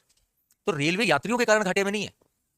अगर हम थोड़ा सा भी अगर पढ़े लिखे कॉमन सेंस भी लगाएं, एक ट्रेन है, आप भी यात्रा करते हो, मैं भी करता हूं, मान लो फर्स्ट क्लास एसी, भाई वही होता है 1 टायर में, 2 टायर, 3 टायर, आप फ्री में यात्रा कर लोगे? ज़्यादा ज़्यादा कितनी कर लोगे? मैं बताऊँ, ज़्यादा ज़्यादा आप कर लोगे तो 2-3 किलोमीटर कर लोगे, इतने में तो टीटीआई जाएगा उसमें। तो फिर रिजर्वेशन में कर लोगे 10 किलोमीटर कर लोगे, इतने में आ जाएगा। स्लीपर में कर लोगे, कितना कर लोगे? 8 से 10 किलोमीटर रेंज उसकी है, नहीं कर पाओगे। हाँ, जनरल के अंदर आप हो सकता है कि, हाँ, जनरल में आप ये कर सकते हो कि भाई आप 30, 40, 50 किलोमीटर कई बार हो सकता है कि काट दो पूरा काम ही, क्योंकि भीड़ भाड़ होती है, टीटी आता भी नहीं है, कई बार काम निकल जाता है। अब मान लो कि एवरेजन अगर हम लें तो जनरल के अंदर 40% निकाल दो कि बिना टिकट वाले थे, 60% टिकट वाले रहेंगे, या 60 निकाल दो, मैं कह रहा हूँ 40 रख लो, ठीक है। अब जनरल की टिकट कितने की होती है? मैक्सिमम से मैक्सिमम आप मान के चलो, लंबी से लंबी दूरी तय कर लो, मैक्सिमम से अपने, मैं तो कह रहा हूं तुम हैं, अपने तो एक काम करो ना, अपने तो कश्मीर से कन्याकुमारी देख लो और पोरबंदर से सिलचर देख लो, ठीक है। मैक्सिमम से मैक्सिमम दूरी पे चलो, अपने तो मान लो 1000 रुपए भी ले लो, और क्या, रोज तो कोई जाएगा नहीं। एवरेजन जितनी गाड़ियां जा रही हैं उनमें से अगर आप निकाल लो, आप रेशो अगर निकाल लो, तो आप कर दो कि जितने जनरल के यात्री जा रहे हैं उनमें से 50-50 उड़ा दो, तो भी रेलवे नुकसान में नहीं है। फिर दूसरा, रेलवे को नुकसान कौन देता था? रेलवे को नुकसान देता था कि भाई 10वें नंबर कमाए, घर वालों ने छोरे को ठोका, छोरा भागा और भाग के ट्रेन के आगे, पति छोड़ गया, पत्नी छोड़ गई ट्रेन के आगे, प्रेमिका छोड़ गई, प्रेमी छोड़ गया ट्रेन के आगे, है पहले होता था क्लेम। उसमें पहले ये था कि अगर आप प्लेटफॉर्म से अगर आप गिर गए या प्लेटफॉर्म वाली कंडीशन में अगर आप कूदते हो तो क्लेम देना पड़ता था, क्लेम करते थे वो, लापरवाही है, गाड़ी नहीं रोकी प्लेटफॉर्म पे, आदमी नीचे आ गया। अब क्या करते हैं? अब कुछ नहीं, आप बताओ आप, हाँ कितने गए? हाँ तो बता रहा हूँ ना, मैक्सिमम आप तो फिर भी ज्यादा लेके चले। तो रेलवे कभी घाटे में नहीं था। ये चीजें अब इंप्रूव कैसे होती हैं? तो यहाँ पे अपन ने कल भी एक पदाधिकारी का नाम देखा था, CAG, controller and auditor general, नियंत्रक एवं महालेखा परीक्षक। वो क्या करता है कि देखो, केंद्र का भी एक अकाउंट है और राज्यों का भी एक अकाउंट है। ये सरकारें ऐसे ही नहीं चल रही हैं, पूरा एक सिस्टमेटिक चल रहा है, जिसको आप कहते हो संचित निधि। ये केंद्र की है संचित निधि, केंद्र की। एक संचित निधि जो किसकी है? राज्य की। संचित निधि ये किसकी है? राज्य की। अब ये कैसे काम कर रहा है? इस केंद्र की संचित निधि में केंद्र सरकार ने कुछ कर लगा रखे हैं, कोई उपकर है, कोई सेस है, कोई शुल्क है, कोई फीस है, जो वो पब्लिक से लेती है। क्यों? क्योंकि आप सरकार के संसाधनों का प्रयोग कर रहे हो, तो उसके बदले में आपको कोई कीमत तो चुकानी पड़ेगी। अब जो कीमत आप चुका रहे हो, वो कीमत, जो भी लाभ उसको हो रहा है, वो सारा कहां जा रहा है? इस संचित निधि में जा रहा है। ऐसे ही राज्य ने कुछ कर लगा रखे, फिर कुछ कर केंद्र ने लगा रखे हैं, लेकिन वसूल राज्य करता है। उसमें जो लाभ है, वो लाभ कहां जा रहा है? संचित निधि में। अब जो कर केंद्र ने लगा रखे हैं, वसूल राज्य कर रहा है, उसका कुछ हिस्सा तो इसके पास रह जाएगा, बाकी कहां जाएगा? इसके पास आ जाएगा। तो इनके आय के स्रोत है, पब्लिक का ही पैसा है। अब ये सरकार है जो कैसी है? लोक कल्याणकारी। इसका उद्देश्य लाभ कमाना नहीं है, इसका उद्देश्य क्या है? अधिक से अधिक लोगों का हित करना। तो जनता का पैसा जनता पे ही। अब जो पदाधिकारी काम कर रहे हैं केंद्र के लिए, राज्य के लिए, जो सहयोग कर रहे हैं, उनको तनख्वाह देगी तो सरकार कहां से देगी? भाई जनता से लेगी तभी तो सरकार देगी, नहीं तो देगी कहां से? आज आपको क्या लग रहा है कि जितने अधिकारीगण हैं या मंत्रीगण हैं, मोदी जी जेब से पैसे दे रहे हैं, या मोदी जी खुद जो ले रहे हैं वो अपनी जेब से ले रहे हैं, कहीं और काम करके आते हैं?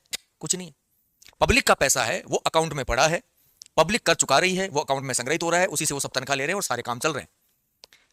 मोदी जी कोई बीपीओ में नहीं जा रहे, मोदी जी कोई कोचिंग में नहीं जा रहे, तो दिन में 4 बार कपड़े बदलना और ये जो फिड़के करना है, नहीं, पब्लिक के पैसे पे हो रहा है और किसी का पैसा नहीं है यहाँ पे।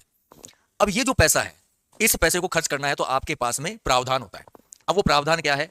या तो आप उसको कहते हो बजट, या आप उसको कहते हो वार्षिक वित्तीय लेखा जोखा। वित्तीय लेखा जोखा, जितना भी आपको चाहिए, जो आपका इन्वेस्टमेंट है, जो आप करोगे, जिससे आप आधारभूत ढांचा है, आपका इंटेलेक्चुअल प्रॉपर्टी है, उसको आपको डेवलप करना है, जो भी आपके बौद्धिक क्षेत्र है, यहां से जो पैसा आएगा, इस पैसे को कहां कहां, किस किस विभाग में, किस किस स्तर पे, ये सारा एक परफॉर्मा तैयार होता है। अब इसमें से कुछ इकाइयां ऐसी हैं, कुछ उद्योग ऐसे हैं जो सरकार के नियंत्रण में है, उसमें अनुदान सरकार का जाता है। अब मान लो किसी लाभ नहीं हो रहा, तो सरकार क्या करती है कि भाई वो महत्वपूर्ण, उसको बंद तो नहीं कर सकते। जैसे भारतीय रेलवे घाटे में चल रहा था, बंद कर दिया था क्या? बंद तो नहीं किया ना, उसको इंप्रूव करना था, उसको बढ़ाना था कि कभी ना कभी तो लाभ में आएगा, चलो कोई बात नहीं, हम इन्वेस्ट करते हैं। तो क्या है कि कुछ पैसा देती थी वो पीएसयू को, पब्लिक सेक्टर यूनिट को, पीएसयू को। अब पीएसयू को जो पैसा दिया गया है, एक तो वो नुकसान में चल रहे हैं, इनको जो पैसा दिया गया है, इन्होंने कहा कि भाई अगर हम ये युक्ति अपना लें तो शायद हम लाभ में आ सकते हैं। इनके पास जो पैसा गया उसका सदुपयोग हुआ कि नहीं हुआ, इसकी रिपोर्ट भी कौन तैयार करता है? CAG, controller and auditor general. तो वो जो रिपोर्ट है, वो रिपोर्ट आती है इस समिति के समक्ष। फिर ये समिति तय करती है कि किस पीएसयू को कितना पैसा देना है और किस पीएसयू को कितना पैसा नहीं देना है। क्योंकि कैग क्या करेगा? उनकी अकाउंट्स चेक करेगा, ऑडिट करेगा उनकी, कि भाई इतनी राशि ली, इतनी खर्च करी, तो सरप्लस कितना रहा, उसका क्या किया इन्होंने, अगले में ऐड किया या गायब कर दिया। तो ये बड़े बड़े कांड पकड़े जाते हैं कई बार। जैसे मान लो कि खाद बीज जो निगम है उसके अंदर पकड़े गए, या आपके जलदाय विभाग में गफले पकड़े गए। ये पकड़े कैसे जाते हैं? ये ऐसे ही पकड़े जाते हैं। तो ये जो आपके सार्वजनिक उपक्रम जो हैं, लोक उपक्रम जो हैं, इनकी अगर हम बात करें तो इसमें इस समिति का मूल कार्य यह है कि कैग के द्वारा जो रिपोर्ट तैयार की जाती है, किस संदर्भ में? सार्वजनिक उपक्रमों के संदर्भ में, उससे संबंधित जो वार्षिक प्रतिवेदन है उसकी समीक्षा की जाती है, उसका मूल्यांकन किया जाता है, और उससे संबंधित प्रतिवेदन जो हैं, उन प्रतिवेदनों में अगर कोई त्रुटि है तो उसमें सुधार की जाती है और सिफारिशें की जाती है कि आपको किस प्रकार अपने उद्योग को या संस्थान को जो है वो आप विकास में ला सकते हो या लाभांश में ला सकते हो। तो इसका कार्य क्या है? इसका कार्य है कैग के, या सीधा काम करो, महालेखाकार, महालेखाकार व कैग के वार्षिक प्रतिवेदन आधार पर लोक उपक्रम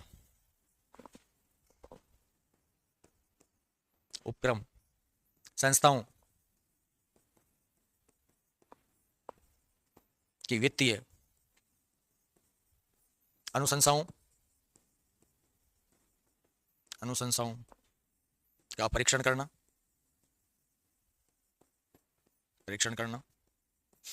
तथा उनके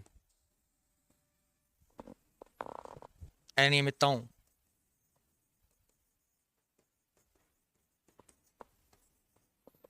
के लिए सुझाव देना, अनियमितताओं के लिए सुझाव देना। अगर कोई अनियमितता होती है तो सुझाव प्रदान करना। रोहित मीणा, सर मैं आईपीएल की प्रिडिक्शन देता हूं और महीने के 70 लाख रुपए कमाता हूं। तो भैया फिर एक बात बताओ, 70 लाख रुपए तो महीने के कमाते हो, तो राजस्थान गवर्नमेंट में क्यों झपीट खा रहे हो? मजे मारो। 70 लाख रुपए मैं महीने के कमाऊं तो मैं, तुम्हें दिख रहा है कि मैं यहाँ पे दुख पाऊं? मैं लूं गाड़ी डिफेंडर, अरे भाई चाले पाड़ू रोडों पे। 70 लाख रुपया जीरो कितना हुआ? 70 लाख में 70 लाख रुपया महीना, तेरी 5 लाख में तो राष्ट्रपति के जागा पड़े।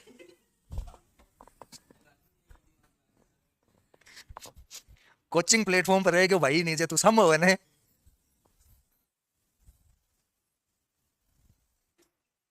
हाँ, घर वाले नहीं मानते, पिताजी पुलिस में है इसलिए मना करते हैं, तो पिताजी ने वो ठिड्डा लगाओगे। भाई कुछ नहीं पड़ा इन प्रिडिक्शन में, सीधा सट काम है, टाइम से लग जाओ, धंधे पानी फायदे में रहोगे, कोई लेने देने नहीं है।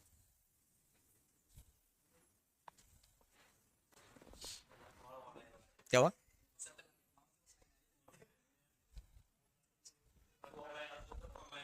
हाँ,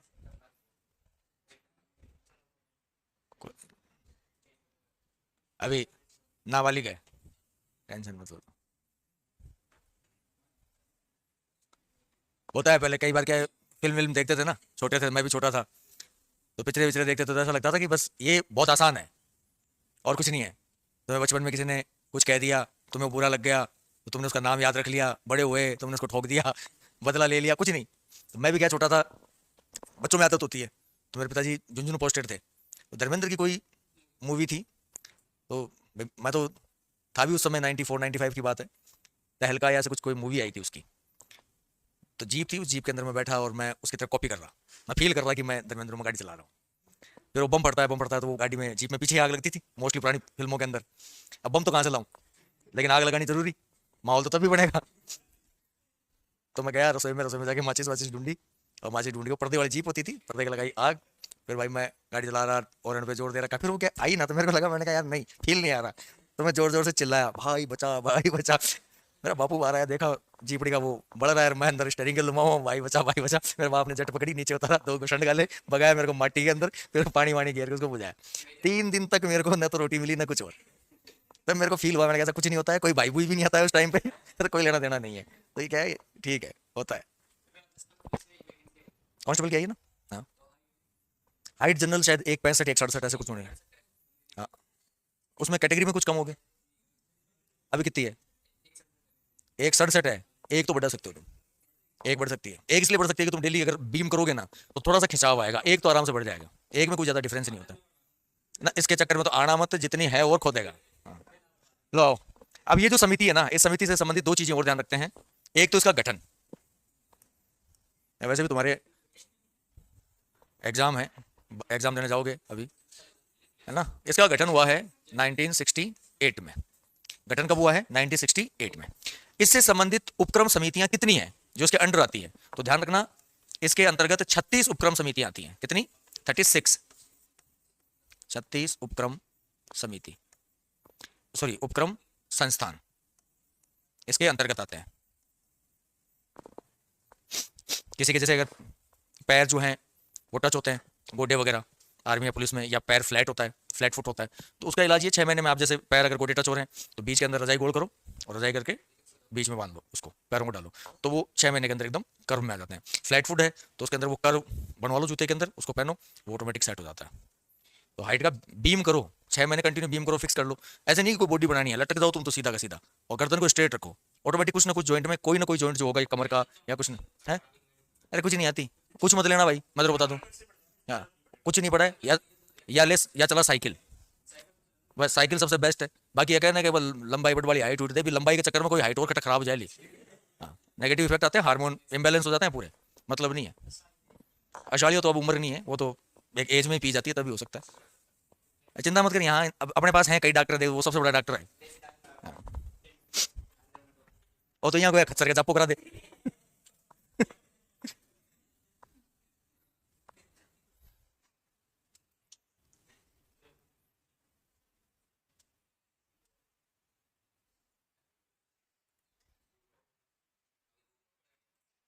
चलो, उतार लिया। ये तो हुई आपकी समितियां। अब देखते हैं कि जो आपकी विधानसभा है, जो विधानमंडल है, इसकी खुद की शक्तियां क्या क्या है। तो ज्यादा नहीं है, थोड़े बहुत इनमें डिफरेंस है। तो हम देखते हैं विधानमंडल की शक्तियां। विधानमंडल शक्तियां, जैसे पहली है विधायी शक्ति। विधायी शक्ति, विधायी शक्ति में हमने कहा भाई विधानमंडल जो है, विधानमंडल में कितने सदन होते हैं? 2। लेकिन राजस्थान है, हमारे कितने सदन है? 1। लेकिन हमको तो दोनों को देखना पड़ेगा, पहले को और दूसरे को, दोनों को बराबर लेके चलेंगे। तो यहां पे हम पहली विधायी शक्ति में देखें तो हम ये कहते हैं कि धन विधेयक, धन विधेयक सर्वप्रथम, सर्वप्रथम विधानसभा में पेश किया जाता है। Line to line, cut to cut ऐसे ही प्रश्न उठाता है। विधानसभा में पेश किया जाता है। तो धन विधेयक सबसे पहले कहां पेश किया जाता है? विधानसभा में। धन विधेयक की घोषणा कौन करता है? विधानसभा अध्यक्ष करता है। अब इसी धन विधेयक के संदर्भ में सर जयपुर में मेरे श्याम वाटिका 5 प्लॉट है आपको। हाँ रोहित बिल्कुल आ जाओ, मैं यहीं रिद्धि सिद्धि पे पाया जाता हूँ, यहीं कोचिंग में, कोई लोड नहीं है, कभी मिलो चाहे। और वाटिका में रहते हो, कोई दिक्कत नहीं है। मैं 2002 की पौध हूँ इस जयपुर की, देख लो कितने साल हो गए मेरे को, साल 22 हो गए। कूट कूट जानता हूँ, कुछ कॉलोनियाँ नहीं, कुछ नगर तो मेरे सामने बसे हुए हैं। आओ मिलो, पढ़ो बेटा, कुछ नहीं पढ़ा इन बातों के अंदर। ये समय खराब कर लोगे या फिर कहीं जिंदगी में किसी बुरी परिस्थिति में लटक जाओगे। आपको तो कोई अफसोस नहीं होगा, लेकिन घर वालों को सबसे बड़ा अफसोस होगा। अब बात करें विधान परिषद की, तो विधान परिषद इस संदर्भ में क्या शक्ति रखता है, तो ध्यान रखना, विधान परिषद धन विधेयक को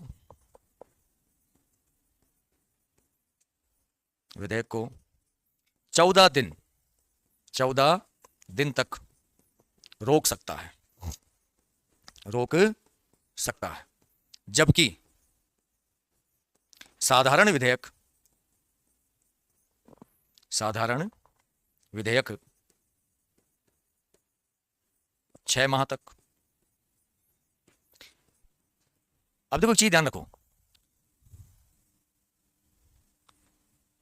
नौकरी लगेगी तो भी पैसा कमाना है। देखो पैसा कमाना और तरीका क्या है कमाने का, उसमें अंतर है दोनों में। एक थोड़ी अटपटी सी बात कह दूंगा, माइंड मत करना। एक पैसा एक बर्तन धो के झाड़ू पोंछा करके भी कमाया जाता है, और एक पैसा जिस्म बेच के भी कमाया जाता है। तो अंतर किसमें है, सम्मान किसमें है, सोसाइटी किसको एक्सेप्ट करती है, काम वो करो। बाकी जिस्म बेचने वालों के पास में पैसा ज्यादा होता है, लेकिन वो कब तक है, वो जब तक जिस्म साथ दे रहा है, वैल्यू नहीं उसकी कोई ज्यादा खास। अभी आओ मेरे पास, ज्ञान बहुत है मेरे पास, मैं तो भरा पड़ा हूं, मैं सोचूं कोई चिल्ला बना लूं। ये नई जनरेशन इसीलिए बर्बाद हो रही है, इनको चाहिए तत्काल चटमंगनी पटिब्या। सरकारी नौकरी से घर चलता है भाई, हमारे बाप दादा भी सरकारी नौकर रहे हैं, हमें पता है, मेरे परिवार में है, सबके चलते हैं, ईमानदारी से चलते हैं, कोई दिक्कत नहीं है, है?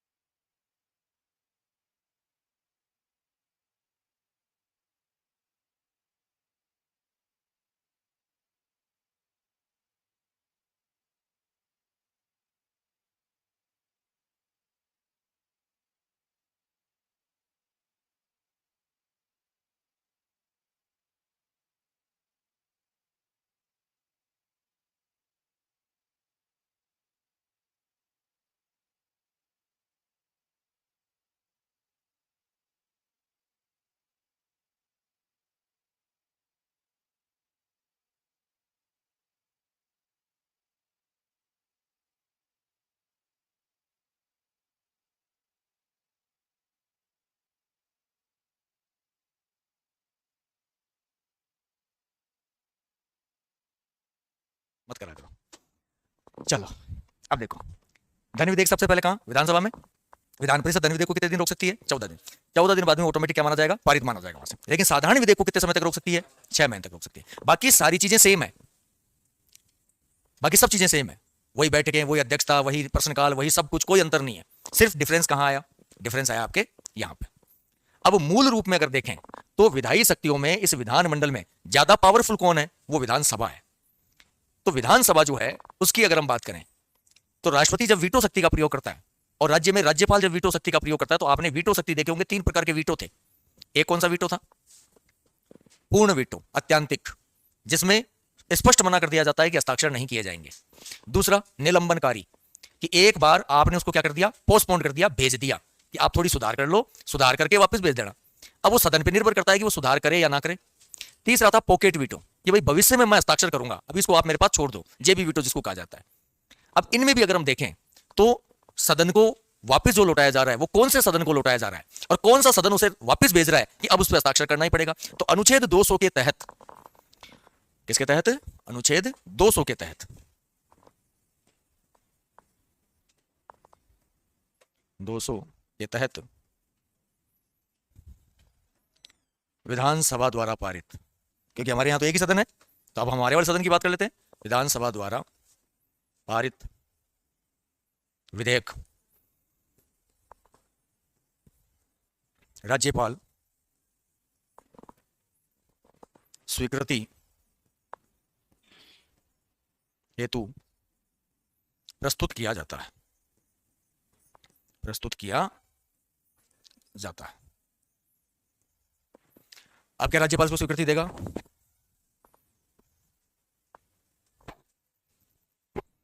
रोहित तुम मिलो मेरे से एक बार, कोचिंग आ जाओ, रिद्धि सिद्धि भी है, आके ऑफिस में और कह देना कि मिलना है, आप आके मिलो एक बार, आपको बहुत जरूरत है। आप, मेरे को लग रहा है कि घर में सबसे बड़े आप हो और फादर ड्यूटी पे रहते हैं तो शायद आपको कोई गाइड नहीं कर पा रहा ढंग से, इसलिए आप एक बार आओ, मिलो। अब देखो, विधानसभा द्वारा पारित विधेयक राज्यपाल की स्वीकृति के लिए प्रस्तुत किया जाता है।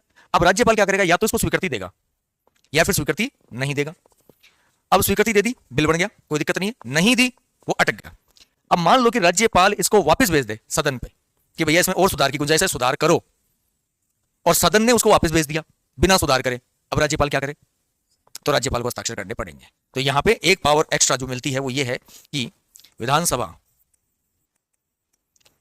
द्वारा राज्यपाल के लौटाए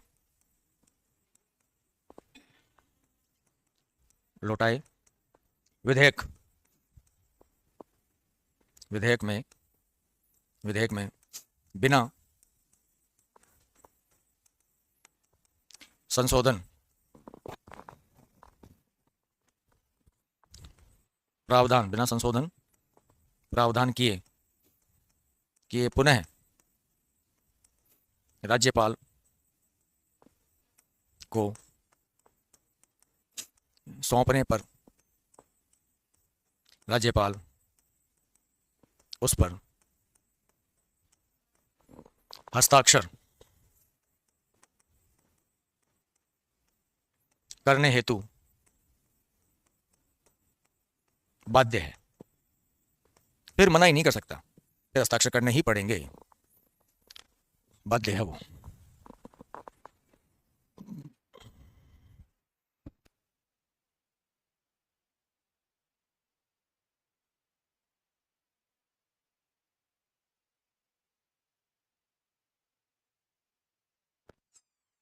मदन जी, सर आप टॉपिक संबंध वाले ही प्रश्न पढ़ो प्लीज।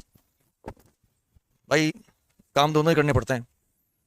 किसी बच्चे के अगर मान लो किसी प्रकार की कोई गाइड है और गाइडेंस करने वाला कोई है नहीं, तो क्या फर्ज नहीं बनता? क्या इतने स्वार्थी हो गए क्या? दुनिया में किसी की हेल्प नहीं कर सकते? चलो कोई बात नहीं, इकोनॉमिकल नहीं कर सकते तो कम से कम मेंटली तो करो।